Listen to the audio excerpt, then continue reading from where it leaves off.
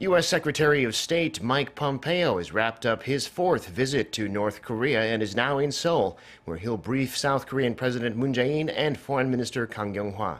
For more, we go to Lee Ji-won, who's following this story at the Foreign Ministry in Seoul. Ji-won, what do you have for us? Devin, we heard that Secretary Pompeo landed at the U.S. Air Base in Osan, South Korea at 5:13 p.m. local time. We are told that he has two schedules here. The first is to meet with South Korean President Moon Jae-in at 7 in the evening. He'll brief the president on what was discussed and hopefully agreed on in his talks with the North Korean leader earlier in the day. Secretary Pompeo is then due to hold a working dinner with Seoul's Foreign Minister Kang Kyung-wha. Now, these events will be held behind closed doors, so I'm not sure how much detail we'll be able to get on it.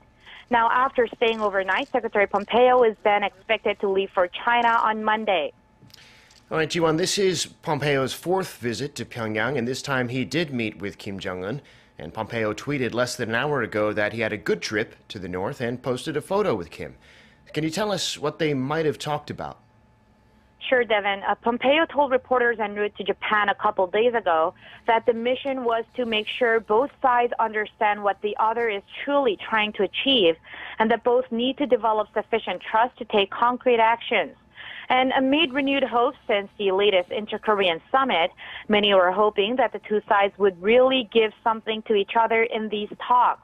And that could include the U.S. declaring an end to the Korean War, which the North has continuously asked for.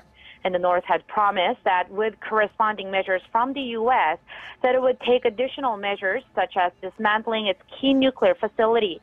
Now, the two sides are also expected to have covered preparations for the second North Korea-U.S. summit, but Secretary Pompeo doubted that a decision would be made today, saying that they will begin to develop options for both location and timing.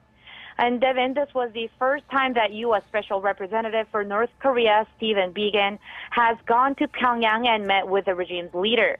So with Biegun accompanying Pompeo, hopefully the two negotiators were able to make some progress in their talks. That's all from me at this hour, Devin.